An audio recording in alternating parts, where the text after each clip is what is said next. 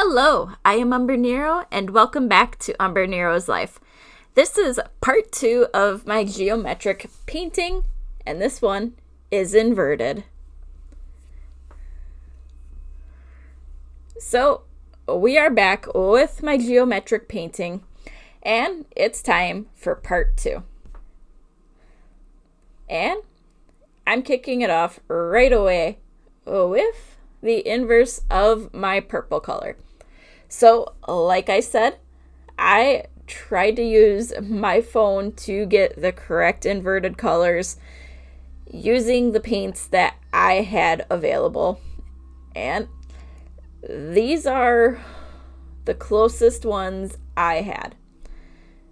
So, I did the same method that I had done with a couple of the colors from part 1, which was outlining them in advance to make it go a little bit quicker.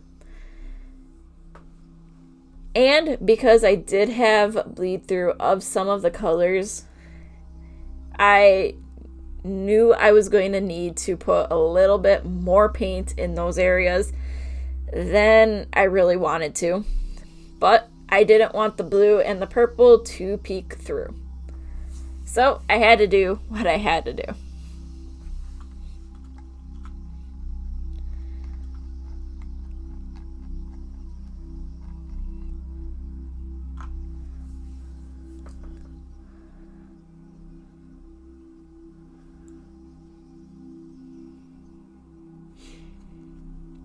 So I got all of my outlining done, and because this was a pretty light green, I wanted to make sure I was going on thick with the paint. One, to not only cover up that blue, but two, to also cover up the pencil marks telling me what color goes where. I found that helped a lot with this project because I did not want to get halfway through one of the sides and realize I had completely messed up where colors were supposed to go. So, this was the best thing I could do.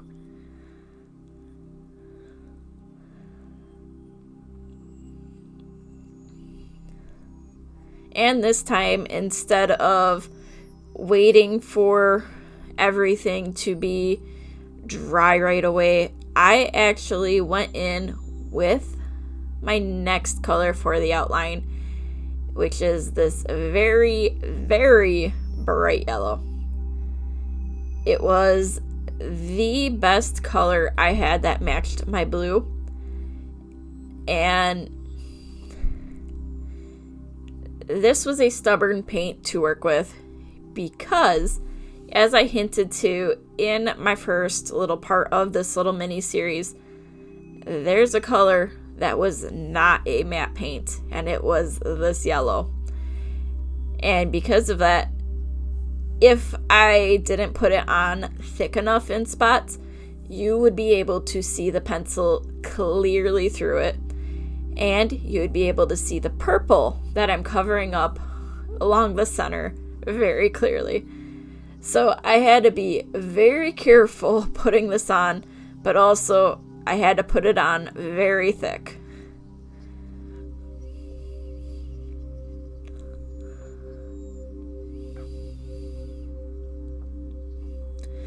I also learned while doing this wetter, with both colors being very wet, it's able to get them to meet perfectly so you don't have those little pinprick white spots randomly in your painting.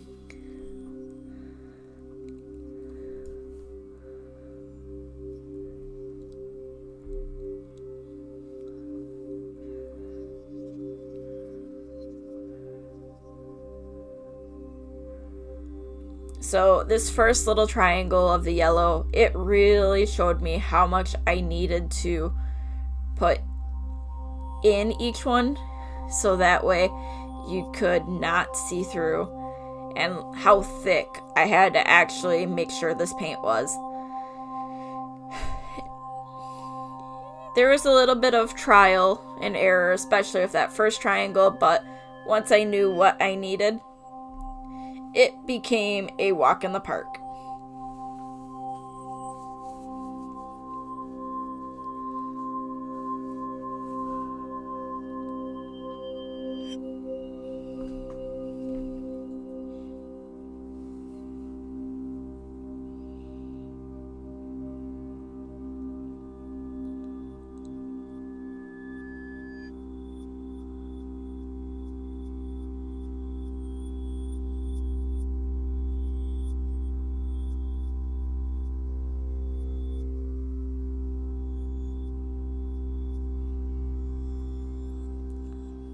So now that I was done with my second color, it was time to move on to my third.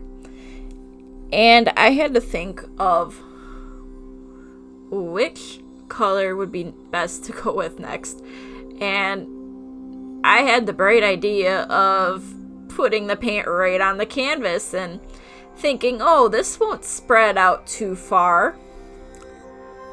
In a couple of the triangles, it started spreading out way too far. So I had to push it back in very quickly, which is why I started painting at the bottom for the third color. And I realized very quickly that I should not have done this way. But you live and you learn, right? So I did as much of the shape as I could with the drop of paint I put in. And there were spots where I couldn't quite go up to my pencil marks because I wasn't using a thin enough brush.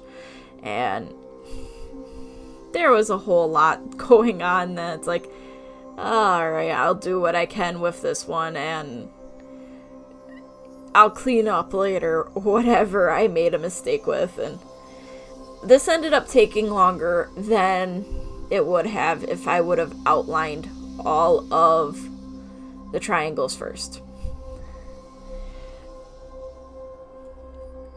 Like, this was the point where I realized, one, these drops were not big enough, and two, I needed to get into these more specific areas. So I swapped brushes and I added paint to my palette that was over on the side, just so that way I could get this done.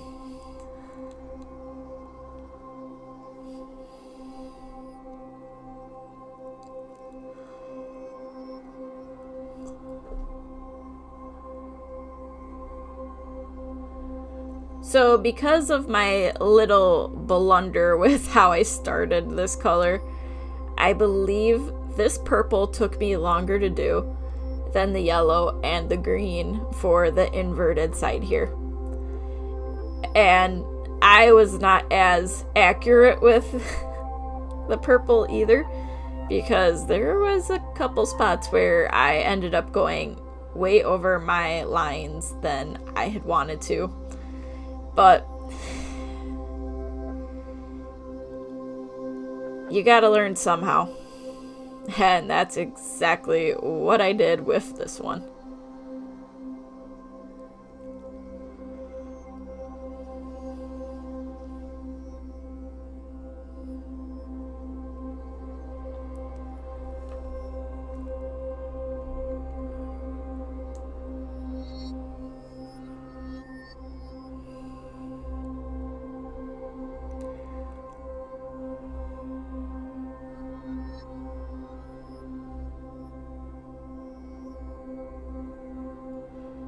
So now that I was done with the purple, it was time to move on to my final color for my inverted painting here.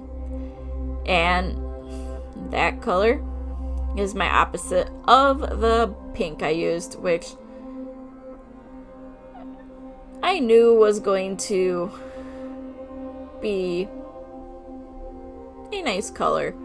But before I could get to it, I had to go cover up a couple little spots where the green paint bled through. I had that gut feeling it was going to happen, but you gotta fix your mistakes when you find them. But yes, I started going in with this teal aquamarine color because it's the opposite of the pink. And, it worked for what I wanted it to do. And because I went back to how I was doing it before, with the outlining first and then filling it in, it was a lot easier and it felt a lot smoother.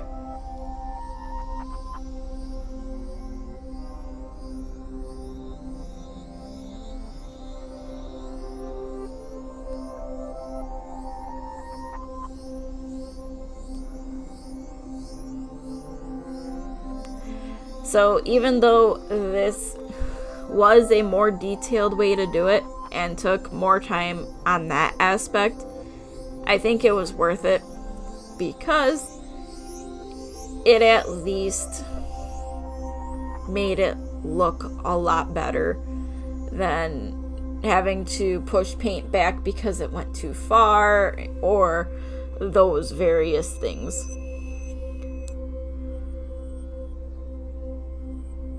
And I was actually getting to the bottom of this bottle of paint. So I was hoping I had enough and forgot I had bought a whole new bottle that was with all my other paints, but that happens.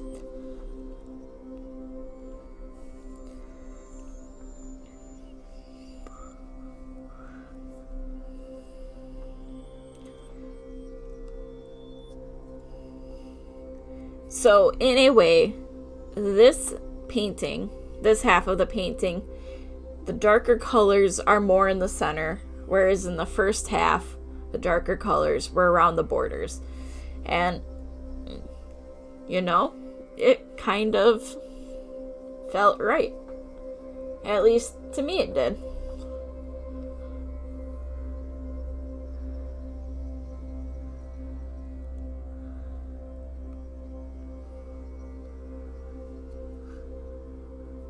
But here I decided to try yet another way of filling these in.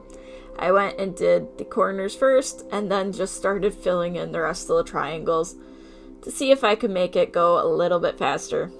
And you know what? It actually did work. And who knows, maybe I'll do a more detailed geometric painting at another point, at another time, but I'm not sure when that would be, so we'll see.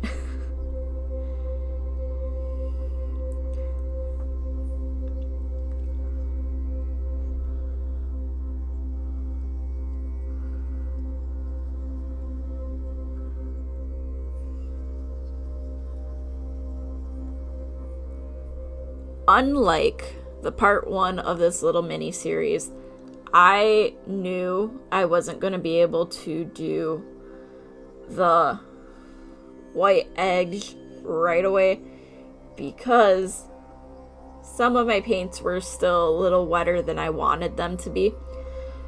So once I got done with this 4th color, I knew I was going to have to let this painting dry before I could really continue.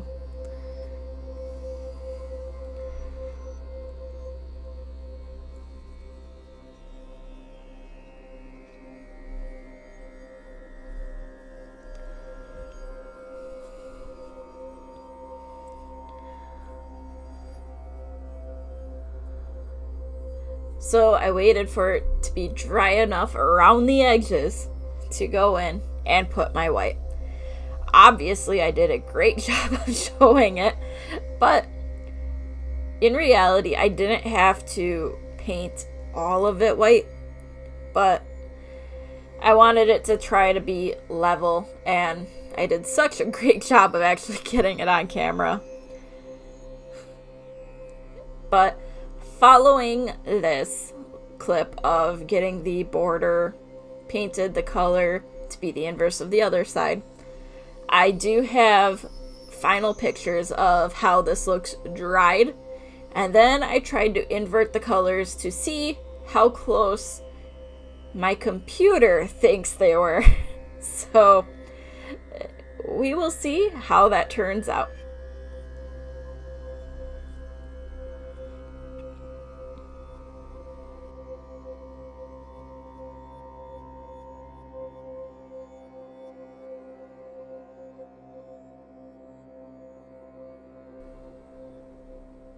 So, thank you for watching, and until next time, I am Umbrenero. Bye!